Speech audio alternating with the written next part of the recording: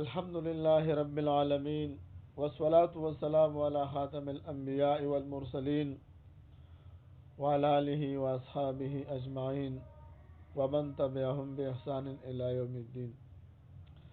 دوستانو نن زموږ د درس عنوان دی هغه اسباب بیانول کوم چې الحاد طرف ته انسان مایل کوي. الحاد طرف ته بوتل کې اوسو اسباب من تاسو ته بیانو. خدا خبره ضروری ده، دا خبره یاد ساتئ. دا ضروری نه ده چې دا اسباب پچا کې موجود شي او هغه انسان به ملحد وي. مونږ وایو څومره انسانان چې ملحدین شوي دي، الحاد طرف ته تللی دي، که هغه مسلمانان دي او که هغه غیر مسلم دي، که هغه در مذهب سره تعلق ساتي او هغه الحاد طرف ته تللی دي، نو د دې اسباب په وجه باندې تللی دي. اول سبب چې دی هغه د ساينس فلسفه ده. یو انسان چې د خپل مذهب نه نوی خبر او دا د ساينس قوانین دا به په مذهب باندې قیاس کوي، نو بیا دا انسان په مذهب الحاد طرف ته رواني. دې سره دا د ملحدینو د فلسفو کتابونه مطالعه کوي او د هغوی د ژوند تیرولو طریقو ته ګوري. نو د دې په وجه انسان په مذهب الحاد طرف ته روان شي. د دې وجه دا ده چې ساينس خو تاسو ته معلومات دی د مشاهدې او تجربې نه، مشاهدې او تجربې سره کار کوي. نو انسان چې ساينس وایي او مشاهده او تجربې دا انسان کله عادي شي او دا فلسفه دا هو عقلي سرګرمي ده. تاسو ته معلومات شوی دی د ساينس فلسفه ټول په عقل باندې خبرې کوي. نو بیا دا هر یو چیز د خپل عقل تابع ګڼي. د شریعت خبرې دا ماورای عقل نه، دا ماورای عقل خبرې بیا د په عقل کې نه راځي. نو چې نه راځي نو بیا دا انسان الحاد طرف ته ځي. نو اوله وجه څه ده؟ هغه د ساينس فلسفه ده. دغه شانته کې دویم سبب چې دی هغه د ساينس او ټکنالوژي سره مینه او محبت دی او د دینه متاثر کېدل دي. کله چې انسان دا وګوري چې د ساينس په وجه باندې دنیا څونه ترقی کړې ده، نو دوی د خپل مذهب په باره کې د احساس کمترۍ شکار شي او ښکار شي. نو دوی دا وایي د پاتې کېدو وجه چې دی هغه مذهب دی. لکه دا بعضې وزیران وایي دا مدرسې او مذهب زمونږ د لارې د ترقۍ د لارې. دوی وایي مذهب او مدرسې زمونږ د ترقۍ په لاره کې خنډ او رکاوټ دی. نو دوی دا ګڼي چې مذهب زمونږ د وروسته پاتې کېدو ذریعه ده. د حالانکه دا خبره غلطه ده. دوی تاسو وګورئ یورپ ته دا ساينسي ایجادات دا چا ول منتقل کړي؟ دا خو مسلمانانو کړي دي. مسلمانانو یورپ ته ساينسي علوم منتقلۍ کې ډېر اهم کردار ادا کړی دی. په اندلس سپین کې د ساينسي علوم دومره ترقی کړي و چې خلک ورته حیرانو. خصوصا د میډیسن او دوايي په شوبه کې ډېر زیات شهرت لرلو. مسلمانانو طبيبانو په یو شوبه باندې به تخصص په ځای باندې په متعددو شوبو کې لکه علم د دوا سازي، علم د جراحات او علم امراض چشم او دغه شانته کې نور علوم چې څومره په دې کې دوی مهارت حاصل کړو. په هغه وخت کې لکه یو مشهور حکیم او طبيب تیر شوی دی سلیمان ابن جلجل په نوم باندې 992 عیسوي کال کې دا تیر شوی دی. د په طب کې داسې تصانیف کړي دي هغه د جړی بوټو په ذریعہ باندې دواسازي کې عالمي شهرت حاصل کړو. دغه شانته کې یو بل مشهور طبيب جعفر بن الجزر په نوم باندې دا د تیونس اوسیدونکو. دغه شانته کې د 10 جلد کتابونه ولیکل. دغه شانته کې عبداللطیف البغدادي، دغه شانته کې مشهور شخصیات زمنګ تیر شوی دي چې دوی یورپ ته دا ټول ساينسي او دغه شانته کې دا علوم منتقل کړي دي. نو تاریخ گواه ده چې کله نه مغربي قوم ترقی شروع کړي ده، نو دا د اسلام نه زده کړي ده. اسلام یو مکمل تهذیب ساز مذهب دی. دین اسلام چې کوم ځای ته لاړ شي هلته خپل تهذیب پیدا کوي. دا خبره د دې خلکو غلطه ده چې مذهب د ترقی په لار کې رکاوټ دی.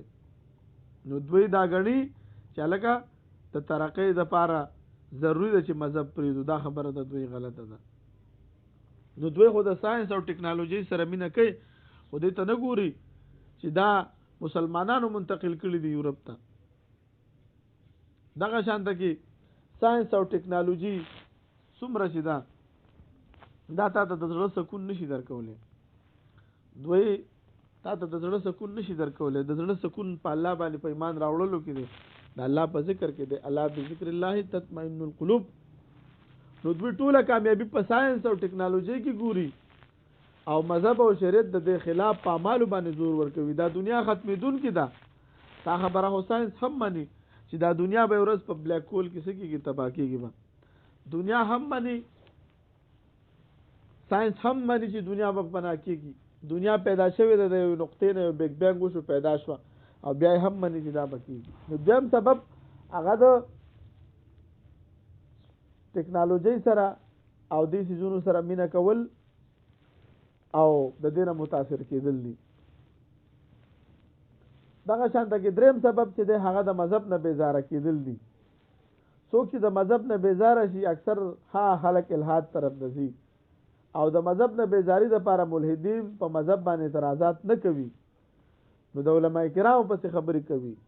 دوی وایي ګوره علماء کرام دا کارونه کوي، دا کارونه کوي، ګوره دا سیاسي علما دي، دا دهشتګرد دي، دا تنګ نظر دي. نو دوی په دې خبرو باندې هغه ناواقفه خلک اکثر دوکه شي او د مذهب نه بیزاره شي او الحاد طرف ته لاړ شي. او زمونږ په علاقو کې هم داسې نیم اکثره دا نیم ملحدین دي. دوی دا پروپاګاندا کوي، علماء کرام پسې خبرې کوي او به خاص کر میډیا د مذهبي طبقه خلاف د یورپ د پاره کار کوي. نو دوی د پیسو ضرورت وي، نو هغه یورپ والا ورته وي چې تاسو سونه د دې خلاف کار کولای شي، د مذهبي طبقه خلاف کار کولای شي، د مدرسې خلاف کار کولای شي، هغه عمره بدی له پیسې او فندونه ډیر ملاويږي. دا د هر یو انسان ذمہواری ده چې کوم ځای کې د علماو پسې خبره کیږي، د مذهب پسې خبره کیږي چې په دلایل سره خبرو. تاسو د مخکینی قومونو تاریخ ته وګورئ چې څوک کامیاب تیر شوي دي، څوک ناکام. کوم قومونو چې د الله احکامات منلو، د خپل د وخت د پیغمبر خبره منلو، هغه الله کامیاب کړی دي. کوم قومونو چې نافرمانی کړي و سره ترقی هغه سشي او ناکامو. لکه د شعیب علی السلام قوم ډیر تجارتی قوم، لیکن د الله د پیغمبر خبره ونه منله، الله په عذاب نازل کو. قوم سبا دومره مشهور قوم، داسې فصلونه الله ور کړیو چې انسان به په باغ کې نه وته ټوکرې به په سر و چې هغه اړه به وته ته هغه میوه به د ټوکرې نه ډکه و. خو لیکن هغه ترقی په کار رانه لولي چې هغه صرف دنیا ګڼلې و او آخرت دای نه ګڼلو. نو دا دریم سبب چې دی هغه د مذهب نه بیزاری ده. نو دا څوک چې د مذهب نه بیزاری نو د الحاد طرف ته ځي. څلورم سبب چې دی هغه د شریعت او مذهب طریقه هغه د صحابه کرامو او تابعین او تبع تابعین کوم چې فهم د شریعت موږ لاغوي بیان کړي داغه نه خلاف روان وي. څه مطلب دار تفسیر احادیث زمون دین چې مکمل شوی دی نو دا په خیر القرون کې مکمل شوی دی. اوس یو انسان د شلمې صدۍ د دې صدۍ د خلکو کتابونه ګوري، لکه غامدی شو، انجینر مرزا شو، قادیانی او داسونه چې دا تیر شوی دي او تیریږي. او د دوی کتابونه د علم نه خالی دي او دوی صرف وسوسه او شک او شبهات چولي، نو دې سره اکثر هم الحاد طرف ته خلک دي. نو موږ وایو فهم د قران هغه معتبر دی چې د خیر القرون د زمانه وي. نو مستشرقین د مذهب تشریح د خپل خوخه مطابق کوي. دوی هغه تفسیر بیانوي کوم چې د خیر القرون د زمانه خلاف وي. نو داسې کتابونو مطالعه کول سره هم انسان الحاد طرف ته ځي. پنځم سبب هغه د مذهب تعلیمات په مروجه عقلی پیمانه باندې کول سره دي. چې کله ته مذهبي تعلیمات دا ته عقلی پیمانه باندې ناب کی نو دې سره به انسان مذهب ته ځي.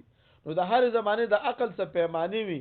نو په یو وخت کې د یونان عقلی فلسفه منطق وا او هغه وخت کې زمونږ علماء کرام په علم الکلام کې هغه له جواب ورکو. او د نن زمانه عقلی پیمانه دا ساينس ده. اوس ساينسي تاسو به څه کوئ د الحاد په موضوع کې به تاسو د ساينس د مضامین نه ځان خبروي. د دنیا اوس گردش کې دوه قسمه تاسو ته به دا غټي خبرې یاد وي. بیگ بینګ نظریه دا چا ایجاد کړی دا څنګه شوی و، دې باندې اعتراضات علماء کرام کړی دي. نو دا به تاسو ته یاد وي چې تاسو هغه زمانه چې څنګه علم الکلام او د منطق فلسفه او اوس د ساينس فلسفه ده دا شانته کې کدرې صد لور صد مخکې د ماډرنیزم فلسفه اوس ختمه شوې ده 2000 پورې وا اوس د پوسټ ماډرنیزم زمانه ده. پوسټ ماډرنیزم مطلب چې څه خوخه وي هغه کوا هغه وی مذهب هم اصول لري او د ماډرنیزم څه اصول لري لکه په هیومنیزم چې کوم بنیاد دی د یورپ د مغربي فکر فلسفه دا هغه بنیاد هیومنیزم دی. نو هیومنیزم کې شاخونه دي 15 موږ ذکر کړیو د یوې د هر یو د دې څه اصول دي د دې دا اصول دي د دې دا دي چې مذهب هم اصول لري. وای بس څه سم منه مذهب منه او د ماډرنیزم منه پوسټ ماډرنیزم زمانہ منه بس د خوخه ویا کوه بس دغه ژوند دی تیرو بچ سونه خپل خواهش پوره کولای شي. نو دغه شانته کې د دې دا کله چې بیا داسې زونه کله چې بیا ته د مذهب خبره په عقل باندې او په شریعت باندې بیا تجربه کوي نو بیا تاسو کېږي دا ډېر خبرې د انسان په عقل کې نه راځي ځکه چې د شریعت د مذهب تعلق دا خو د وحی سره دی او وحی خو د اسمان نه نازل شوی او دا خو په نقل سره راغلی دی. نو دوی کې کله چې انسان بیا د دې خلکو مطالعه کوي د دې خلکو د کتابونو مطالعه کوي او دغه شانته کې دا خلک دا کم فلسفه چې بیا دا مذهبي تعلیمات په عقلي پیمانه باندې کوي نو اکثر فلسفه او ساينسدانان دي کې دا بیا ملحدین وي. نو دوی د الله د وجود نه انکار کوي. نو دوی چې کوم کتابونه لیکلي وي نو ظاهره خبره ده چې په دې کې به د مذهب خلاف خبرې وي. نو موږ وایو الحمدلله چې موږ مسلمانان یو زمونږ دین مکمل دی. یو چې کوم یورپ دی او کوم چې موجوده بایبل دی عهدنامه قدیم او جدید دی. په عهدنامه قدیم کې 9 کتابونه دي او په عهدنامه جدید کې 20 کتابونه دي. دا ټول د عقل او د نقل نه خلاف دي او په دوی باندې د دوی فلسفه او ساينسدانانو اعتراضات کړیو. مارټن لوتر سل اعتراضات کړیو د چرچ په دروازه کې ورته ځوړن کړیو. لیکن موږ مسلمانان الحمدلله الله موږ له تاسو قران را کړل چې تر قیامت پورې سونه ساينس ایجادات کوي نو قران کریم د دې مخکې وضاحت کړی دی احادیث مخکې وضاحت کړی دی. نو د مذهب نه چې انسان پر مثال د مذهب دا علوم دا په عقل باندې راولي نو د وخت اکثر هم خلک مذهب طرف ته دي. نو دا غ پنځم نمبر چې د مذهب تعلیمات په مروجه عقلي پیمانه باندې ناپ کول سره راځي. شپږم نمبر چې دی هغه د ترقی پذیر ممالکو اکثره مسلمانانو ممالکو کې مسائل دي. زمونږ په ترقی پذیر ملکونو کې اکثره داسې مسائل دي چې داغه په وجه باندې هم انسان الحاد طرف ته دي. سماجی مسائل دي معاشي مسائل دي معاشرتي مسائل دي دي کې مشکلواله موجود دي. نو دا زمونږ دغه د مشکلوالی د وجه نه اکثر سکیږي هغه ملحدین شي. دغه شانته کې دوی پر مثال نو په بعضی وجوهات سره موږ د یورپ نه پر مثال روسته یورپ د دنیا په د مادي وسایلو کې موږ نه مخکې دي. نو انسان چې کله دا سوچ کوي چې د مسلمانې دو په وجه دا سکیږي نو دا ملحد شي. حالکه دا د اسلام د تعلیماتو خلاف ده. زمنګ د کاروبار او تجارت ټوله د کامیابی طریقې هغه یورپ زمنګ نه زده کړې دي. هغه زمنګ په دین عمل نه کوي لیکن زمنګ د دین په اصول باندې عمل کوي. ځکه بعضی وخت نو بیا دا انسان دا د اسلام قصور غني ملحد شي. لیکن دا خبره یاد ساتئ چې موږ له اسلام د مکمل دین وضاحت کړی دی د ژوند تیرولو اصول بیان کړی دي چې موږ په دې باندې عمل نکوو مسلمان په دې باندې عمل نه کوي نو دغه د مذهب څخه ګناه ده. ووم سبب چې ده هغه د انسان چې د عقلي علوم سره مینه لري او د الله سره تعلق مع الله چې ورته ویل کیږي د خپل روح د سکون د لپاره چا سره روحاني تعلق نه ساتي. ځکه د انسان په جسم کې زړه ده روح ده عقل ده دا په دنیاوي علومو کې مصروفي او دا چې کله د زړه نه غافل شي نو بیا انسان الحاد طرف ته روان شي. او کله چې تعلق د علماء کرامو سره د نیکانو خلکو سره وي نو هغه ستاسو قلبي او روحاني تربيت کوي. لکه شریعت د صبر ماده پیدا کوي شریعت د شکر ماده پیدا کوي شریعت وايي حسد باندې کې شریعت غواړي چې زمنګ څنګه دنیا سره تعلق ساتو داسې په آخرت د لپاره هم تیاری کوي. تبه تیاری کې شریعت وايي څنګه چې ته خپل جسم خیال ساتي د خوراک اسکاک لباس په ذریعہ تاسو به د خپل روح هم خیال ساتي. نو کله چې بیا انسان په خپل مذهب باندې عمل کوي او انسان عبادت کوي نو عبادت شوق د انسان چرته ملاويږي چې دا د خپل علما کرام سره په دینی مرکزونو کې دینی مجالسو کې شرکت کوي. نو کله چې دا عبادت کوي او د شریعت د اصول خیال ساتي نو د مذهب سره مینه پیدا کیږي او د مذهب سره دا قریب کیږي. نو انسان موږ مسلمانانو لپاره پکار دی چې د خپل نسل قلبي او روحاني تربیت وکړو او کله چې د انسان قلبي او روحاني تربیت نه کیږي نو دا انسان څه کیږي الہات طرف ته ځي. ځکه اسلام د ټولو نیک اعمالو مجموعه ده. اسلام د ټولو نیک اعمالو مجموعه ده. کوم ته چې ټول انسانیت محتاج دی د کوم د پاره چې اسلام قوانین مقرر کړی دي. ملحدینو سره د یو نیک عمل د پاره هم الفاظ نشته چې نیک عمل په کوم الفاظو شروع کوي. اسلام ته وایي په انفرادي ژوند کې به تقوا اختیارې، عفت به اختیارې، پاک دامنی به اختیارې، حیا بدر کیوي، خوش مزاجی به کې، شجاعت بدر کیوي، عدل بدر کیوي، انصاف بوي، قناعت بدر کیوي، استقامت بدر کیوي، تواضع بدر کیوي، انکساری بدر کیوي، سخاوت بدر کیوي، صبر او شکر بدر کیوي، حلم او بردباری بدر کیوي، نرم خوی به، توکل علی الله به کې، رښتیا به، اخلاص نیت بدر کیوي، توبه به هر وخت الله توبه سي، زهد استغنا بدر کیوي، رضا بر قضا چې ورته ویل کېږي ها بدر کیوي، عشق الهی بدر کیوي، عشق رسول بدر کیوي، عقل حلال بکې، حلال بخوري. دا نیک خوینه به انسان په ځان کې پیدا کوي. نو دا چرته پیدا کیږي انسان ته؟ دا د نیکانو په مجلس کې پیدا کیږي او اجتماعي ژوند کې بس کیږي. نو په اجتماعي ژوند کې به تبا انسان به زراعت بسنګ کوي، تجارت بسنګ کوي، اجارهداری بسنګ کوي، امانت بسنګ خلکو لور کوي، اخلي به قرض، وراثت، وصیت، هدیه، تحفه، تحائف، رهن او شرکت، مزاربت، دا څنګه بکی د ټولو وضاحت اسلام کړی دی. نو کله چې انسان د علماء کرامو د نیکانو په مجلس کې کیږي دا ټولي خبرې به زده کوي. اتم سبب هغه چې د بعض وخت د انسان سره داسې حوادث راشي چې هغه د ژوند نه مایوس شي یا اجتماعي تور باندې انسان ورځ په ورځ په دغه کمزورتیا راشي. نو کله چې دا وویني نو دوی په شک کې شي چې دا خرابیان ولې دي. نو دوی د مذهب نه بیزاره شي. نو دې کې د مذهب څه ګناه ده؟ د مذهب خو موږ ته د کامیابی اصول ښودلي دي چې معاشره په هغې باندې عمل نه کوي. نو په دې کې د مذهب څه ګناه ده؟ نو زموږ د علاقو اکثره نفسیاتي ملحدین دي. څوک د دنیا لالچ کوي لکه دا حارث سلطان په نوم باندې اوس یو مشهور ملحد دی. دا چې د اسلام خلاف هر یو بیان کې اخره کې لیکلي چې یاره زه خو دا ډېر ښه کار کوم او ما سره دې کې چانده وکړي او ما له پیسو ضرورت دی. د دنیا د لالچ په وجه یا کم انسانان چې یورپ ته لاړ شي ولته دوی وایي چې یاره زمونږ اسلام نه دی خوښ او بس مونږ دلته ملایزم دی او طالبیزم دی او بس اسلام هم نه دی خوښ.